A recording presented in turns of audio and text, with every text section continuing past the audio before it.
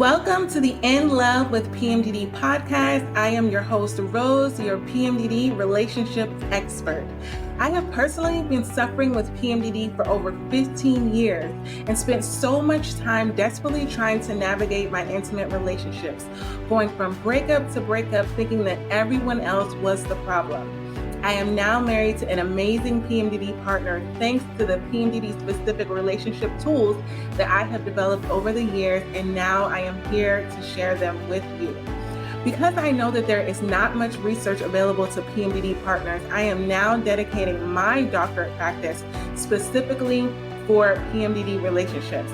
I am a traumatology doctoral candidate, and each week I will be providing PMDD partners with my signature PMDD Trauma Transformational Tools on how to effectively navigate an intimate relationship while having PMDD, so that you can avoid the patterns of breaking up with your partner every single month, and you can finally have the supportive relationship that we all desire and deserve. Thank you so much for spending time with me today. Now let's get into your weekly dose of PMDD relationship tools. We got this. PMDD partners, here I am again on a walk with my pup, Leo, but I have a message for you, and I may have to re-record this later on, but I wanted to make sure that I got it out.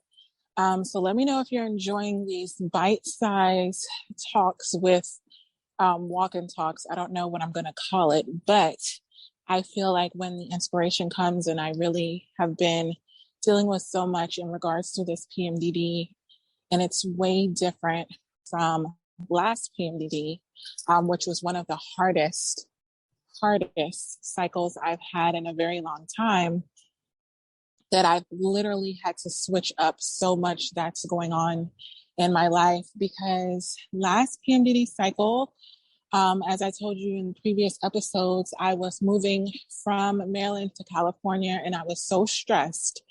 I drove 10 straight days, and I was, just talking to a lot of people during that 10-day time frame.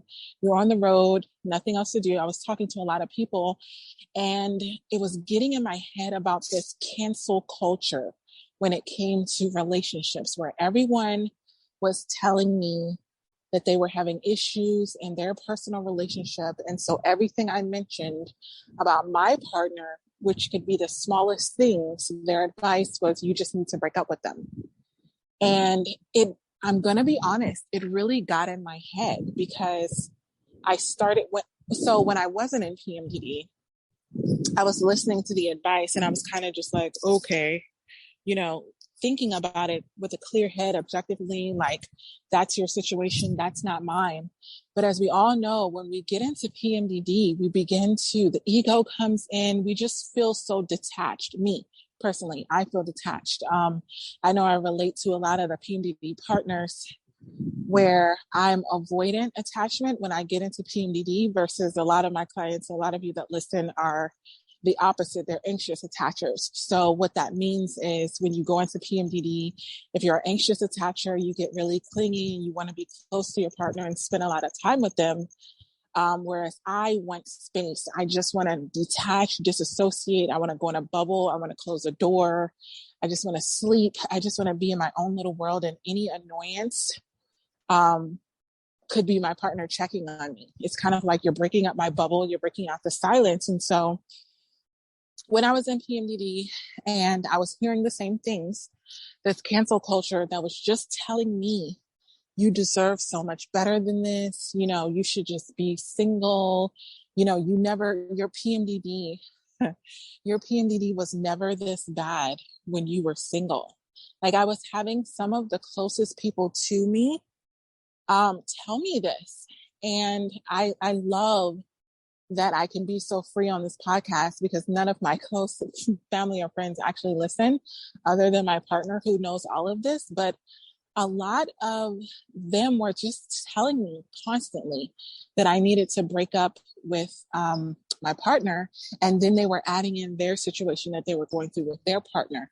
And they were telling me that they were feeling the same way. And we were bonding over breaking up. bonding over breaking up, and it felt nice to have someone agree. But the problem is they were agreeing with the PMDD side of me. They were agreeing with the evil part of me that I don't particularly like, right? So you have to be careful when you're in PMDD who it is that you listen to, because they can mean well, but if you sound like you're hurting and that your partner is doing something to hurt you as a way to protect you, they will tell you to leave.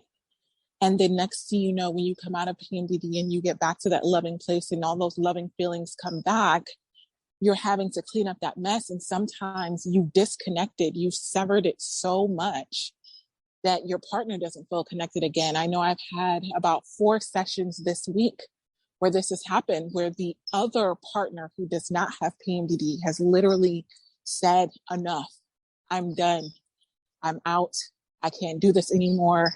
I feel like I'm being abused. I feel like my mental health is going down. And I'm having private sessions with PMDD partners, ones that don't have PMDD, and they're literally telling me that basically the PMDD side of the person won. You know, like, okay, if this is what it's going to be for the rest of my life, like I'm barely holding on by a thread. And so I give up. Like, it is what it is. And in these scenarios, what I tell these partners is, first of all, I affirm them. I understand, right? I understand that when you get to the end of a rope, like you're tired of feeling like you're getting beat on, you know, emotionally and mentally, and you don't see an end in sight. But I'm going to give you some tools on how to turn it around when you've been listening to the cancel culture that's telling you to break up with your partner, that is basically telling you to give up on the one thing that you've been fighting for, and that's to have a relationship while you have PMDD. And the first thing that you need to know about this is we tend to forget because we don't feel. We tend to forget how we really feel about our partner when we come out of PMDD because we don't feel the feelings, right? And so when you don't feel the feelings, you don't have the compassion, you don't have the remorse, you don't have those things that kind of keep you going back to your partner because you end up seeing them in a different light. You're not seeing the good sides of them. You're seeing every single fault that they have, and it's becoming magnified. And what you begin to listen to is going to start showing up in your life. So there's something called the reticular activating system, RAS, and it means what you focus on is going to start showing up in your life in multiple ways. So if you've ever seen a red car, say if you see a red car, I'm like, oh, I really like this car. I've gone to the dealership. I did this with my truck. I have a truck and it's a red truck. And I saw it and fell in love with it. Well, now every time I drive on the road, I see red trucks. I'm pretty sure the red trucks have been there the whole time, but because my focus is now on the red truck, I'm seeing it all over the place. And the same thing happens when it comes to the advice that people are giving to you. So if your focus is on breaking up with your partner, you're going to start to see quotes on Instagram about breaking up, about being single. You're going to start to hear different people tell you things and it's going to resonate with you differently. So have you ever been really in love, feeling in your follicular days, really in love with your partner, and someone says something like, oh, like you should break up with them, and it doesn't faze you? It doesn't pierce your system. Like you're just like, no, because I love him or I love them or I love her. You know, you are so sure of yourself and you kind of brush it off. Well, when your reticular activating system is focused on all of this advice, this cancel culture that's telling you to break up, you're going to begin to hear it everywhere. I mean, I was listening to podcasts that I listened to for years, and I swear every episode was about emancipating yourself and being free from toxic relationships and toxic people and narcissists and all of these negative people that I was now putting my partner's face on. And so we were in a situation where we're long distance. And so when we saw each other, finally, after I had spent a full month, like this had gone on for a long, long time, where I was consistently hearing reasons why I should break up with my partner. And by the time I saw them, I didn't see them as my loving partner. I saw them as a threat. I saw them as something that I wanted to get away from. I kind of wanted to escape. I was really distant. It caused so many issues because when I got into PMDD, the evil part of PMDD, and I'm not talking about PMDD rage. I know you know what I'm talking about, where you just think about some of the actions, or not even the actions, the thoughts that you've had when you're in PMDD, and you're like, man, that is pure evil. Like that part where you're just like, I don't even want to tell people what I was just thinking right now. Like that's crazy. Like that part, when it got ignited with all of that information about, breaking up, and then I saw him, I was just disgusted. I was disgusted because I was fueled with that. And when my clients come to me and they're like that, and they're telling me over and over and explaining in great detail, why they should not be with their PMDD partner, it's very convincing because a lot of it is based off of facts. So you have the ability to take things that your partner has actually done and tie it into the narrative of why you should not be with them. This is something I'm actually really good at. This was my escape mechanism before I got with my current PMDD partner. And I used to want to break up with someone because of whatever reason. I could argue it down to the T. I could pull out all the facts and have the other person, like my friend, being like, yeah, you should totally break up with them, like totally convincing them, because I have the ability to take all of the innocent actions that I would probably just roll off and just not really bother me and turn them into malicious intent, like harmful things. And so I want to talk to you about the power of intention. This is something that I use with my PMDD private clients is we dissect. I understand that your partner didn't call you back. And they said that they were going to call you back. And that's why you're mad and that's why you're upset. But what was their intent? What happened? Right? So it's not so much about the actions of what your partner did. It's about what were their intentions. Were they intentionally trying to just say, oh, forget you, I'm not calling you, blah, blah. If they weren't, and they were busy, or they forgot innocently, or they were overwhelmed and stressed and had stuff going on in their personal life. Like there's a lot of things and reasons for the things that people do. When you're in PMDD, all you need to see is the action, and then bam, you go off. How many times have you been in situations where you just instinctively hear something that your partner says and it just sets you off? You're like a ticking time bomb, and all they need to do is do one thing. And then it's like, that's it. And this is the reason why we shouldn't be together. And then you start to say things like, I tried to make it work with you. I tried my best. I gave it a good go, all of these things, but this is exactly what I'm talking about. This is why we can't be together. And it could be over something that is so small, but you will take that event and tie it to the cancel culture of this is why you need to break up. And what happens is your friends and family who are telling you to break up with your PMDD partner, they are now invested. So they are on call. So if you call them, no matter what time of the day or night, to tell them more of what your partner has done, they are ready. They are ready. And you're just adding on, it's like knitting. You're just adding on another piece of fabric to the blanket. And they're like, oh, I can't believe they did this. Like, oh my gosh. Like we just talked about this. And that you just continuing on this narrative that never ends until you finally get to the point where you're just like, I don't want to be with you. Or you push the person to say it. This is what one of my clients did, is that they didn't particularly say that I want to break up, but you push your partner so far to where they end up saying, the exact words were, I know what you're trying to do. And then she was like, what do you mean? And they said, you're trying to push me to break up with you. So those actions are just like the person is taking it and taking it and taking it, and you're being rude and dismissive and neglectful and all of these things.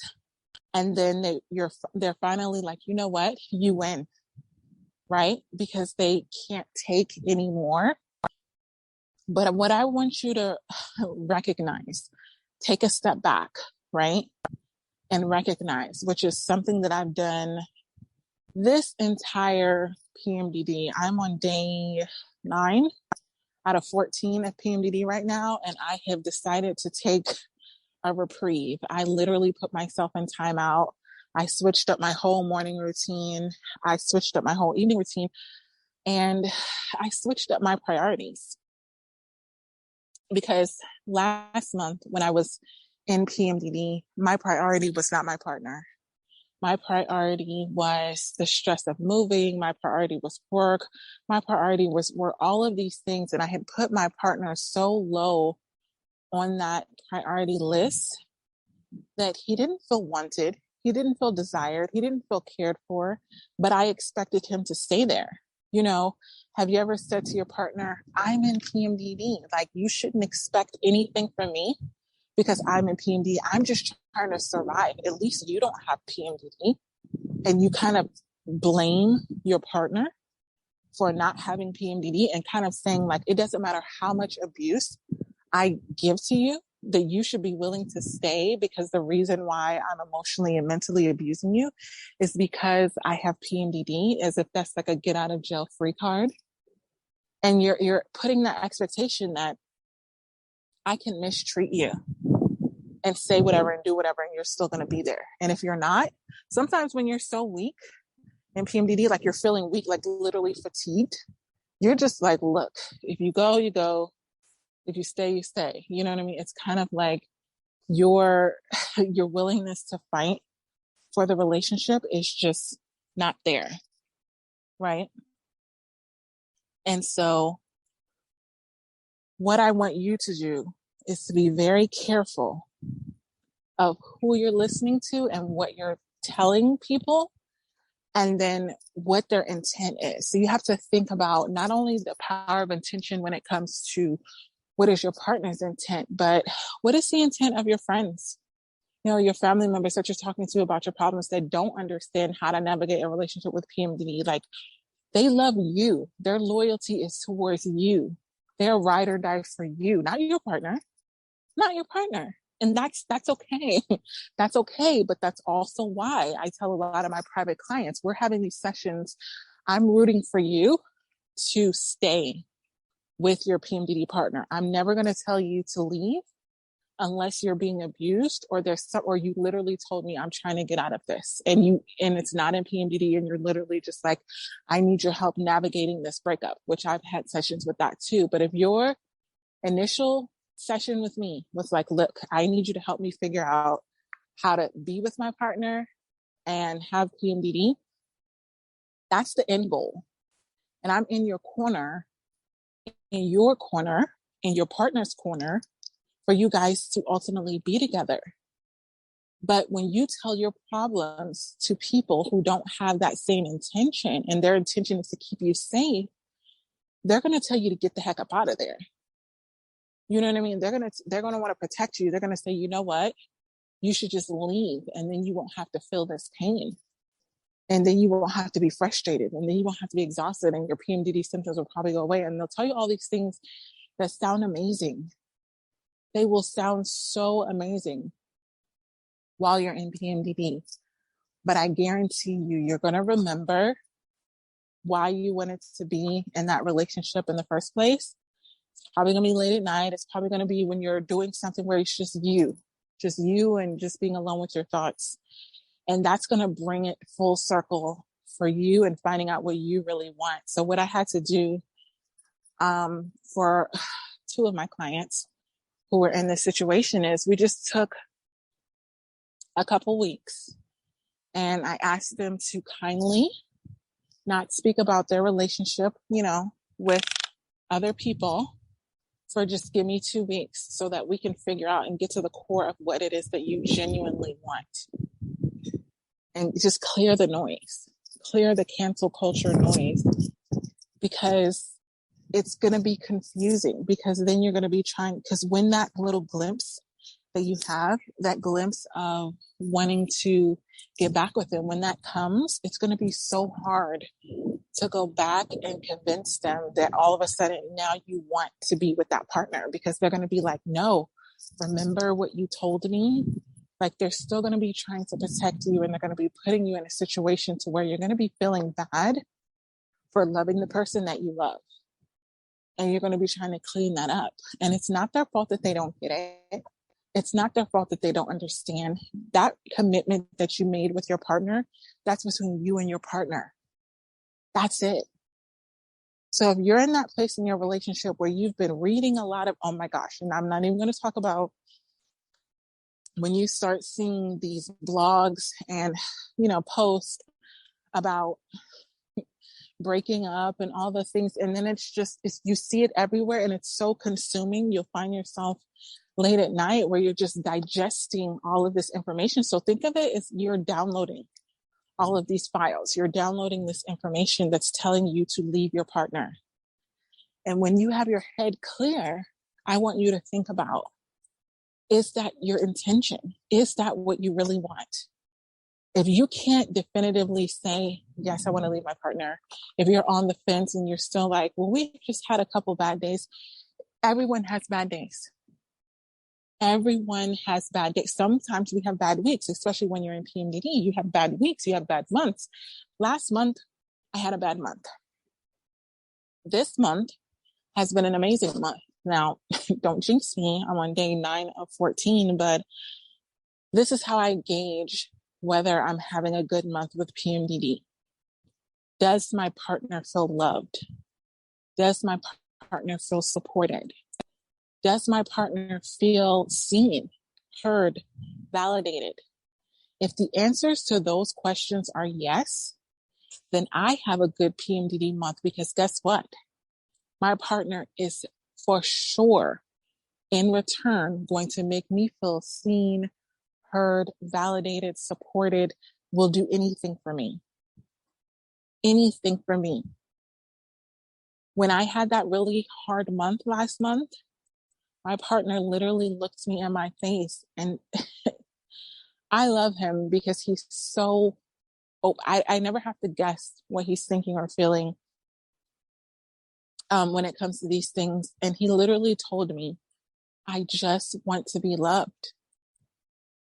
And I felt that.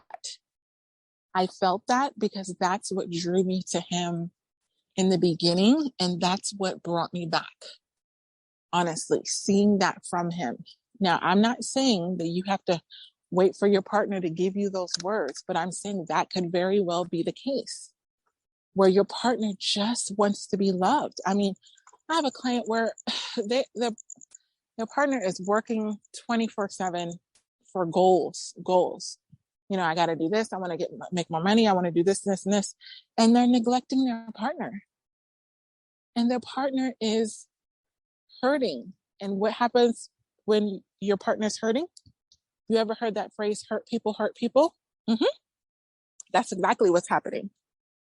They're hurting their partner because they're acting out, because they're not getting the love and attention and validation that they need. And instead of being able to be at that place where they're just asking for it or begging for it, instead, they're just hurting. And it's kind of counterproductive because it's pushing the other partner away. So I get it, where a lot of times clients will come to me and they'll start telling me about what their partner's doing. And instead of just going into the behavior, I just ask them, what's going on between you two? Right? Because it's not so much about, oh, my partner is, doing this or they're doing that. There's a reason. Partners do these things. Partners act out for a reason. Babies cry for a reason most of the time, right? Have you ever seen where a baby is crying, and then finally you give it attention and it just stops? The baby stops crying. You pick up the baby and the baby stops crying. They just want to be soothed. And sometimes your PMDD partner just wants to be soothed. And sometimes being soothed are literal words. So I get when clients say, I don't have the energy to soothe my partner. I don't have the energy. I don't have the time. I don't have any of those things. What I'm going to tell you is that soothing could be a conversation and touch their hand And if you don't feel like being touched, touch their hand, then don't touch their hand, and then get it over with. And by get it over with, I don't mean, like being completely disgusted and kind of like being disingenuous. But I mean, I'm not asking for you to go completely,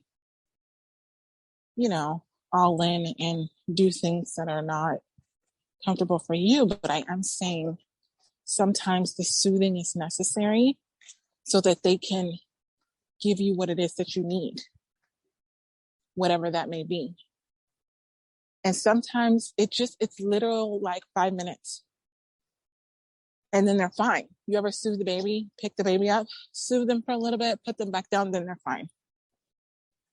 And what I say to you, same thing I said to all my other clients, are they not worth it? Because that's what you're telling me. That's what you're telling them when you're not willing to pick them up when they're feeling down, when they're not feeling validated, when they're feeling unloved.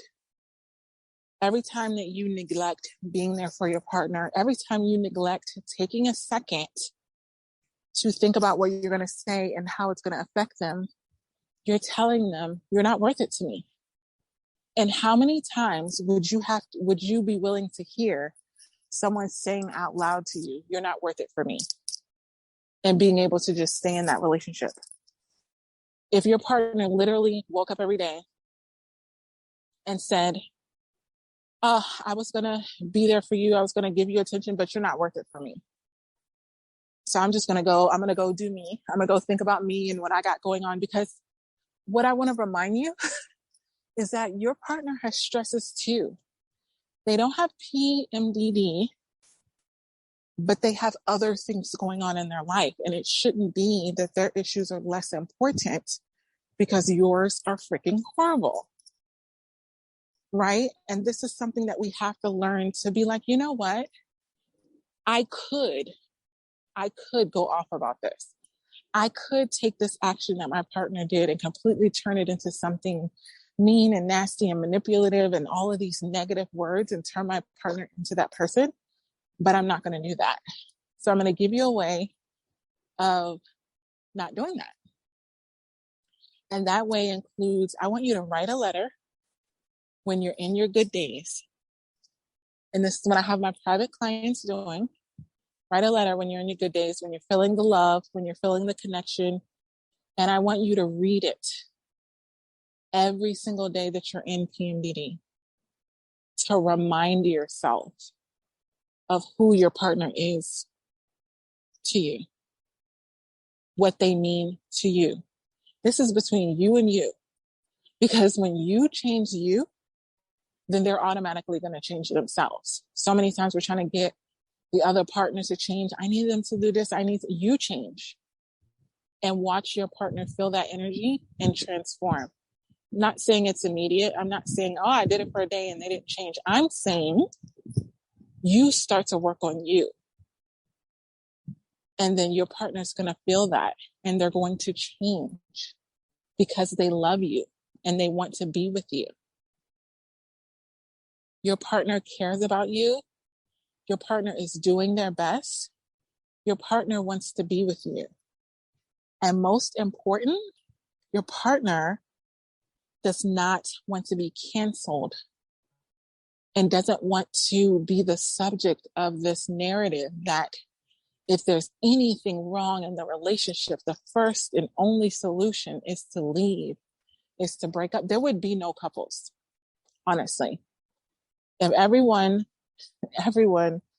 PMDD or not, broke up whenever a partner said something, did something that weren't supposed to do, like, it just wasn't the most sensitive, like they had a stressful day and they forgot to do something, there would be no couples. Give your partner a break. Give them permission to not be perfect. I'm giving you permission to not be perfect. You don't have to be the perfect PMDD partner, but you do have to get that cancel culture out of your head. And I don't care how many times you need to listen to this again and again and again.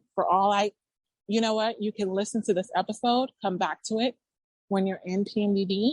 If I'm the only person rooting for you and your PMDD relationship, that's okay. You only need one, but you got to block out the other ones with love, not with bitterness, not with confronting them and explaining yourself and justifying. You don't have energy for that, to explain and justify your relationship. They're probably not going to agree because, again, they're not in love with your partner. They don't love your partner like that. And even if they do like them a little, they're not in love with them. Okay. They're not. And if they are, that's weird. What I'm telling you is that you need to be mindful of what you're taking in. Change the narrative on that reticular activating system. You need to start putting stuff around you. You should see my house. Like, I'm decorating it this week. I have so many huge pictures, canvas pictures of me and my PMDD partner in our good days to remind me. It's not an accident when someone walks in my house and they're like, oh my gosh, like it's you and your partner a lot. Yeah, I have notes that my partner has written for me on sticky notes, index card notes. Literally, when I wake up in the morning and brush my teeth, they're literally sitting on my bathroom sink. Because I know when I get up in PMDD and I'm annoyed and I'm irritated and I'm on high alert, the first instinct is going to be to snap at my partner. And when I see those notes and I'm reminded of those feelings of how much I love and adore him, I take a minute, take a step back, take a beat. And they deserve that. They deserve you not immediately reacting to those emotions, because I'm not saying that they're not going to be there. We're never going to be able to be in a situation where we are canceling out the noise, but we can choose what we do with it. We need to counter it. So just as much as you hear about not being with your PMDD partner, you need to be having things around you that remind you to be with your PMDD partner, right? It's the law of attraction. You start putting it out there in the atmosphere that you want to be with your PMDD partner, that you're going to make it work. The way the law of attraction works is don't say I want, because there's a need there. It's a desperation. You gotta be careful. You have to act in gratitude. Thank the universe, God, whoever it is that you believe in, for you having an amazing PMDD relationship. Do that. Begin to feel grateful that you have your PMDD partner. Begin to think about the specific things that you love about your PMDD partner. You know, I remember a couple of times where I've been in the middle of PMDD rage and my partner has said something or done something and it stopped me in my tracks because it softened me up. And it allowed me to be like, you know what? He's not that bad. You know what? It's kind of amazing that he did this. You know what? Like, you need to have some of those, you know what, moments to where it stops you from being in that narrative and shut it off.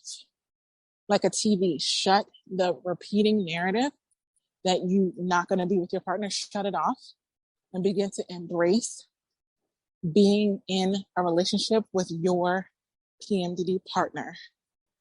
You can have the relationship that you want, but you have to cancel the cancel culture. You got this. I hope these PMDD Trauma Transformational Tools help you and your PMDD partner. If you found this podcast helpful, please comment and leave me a 5-star review to help other PMDD partners find our show with these tools and support. This is how you can help support the show and other PMDD partners. For everything that as PMDD partners go through, we should not have to do this alone. So until next time, remember that we can have the relationship that we desire and deserve while we have PMDD. We got this.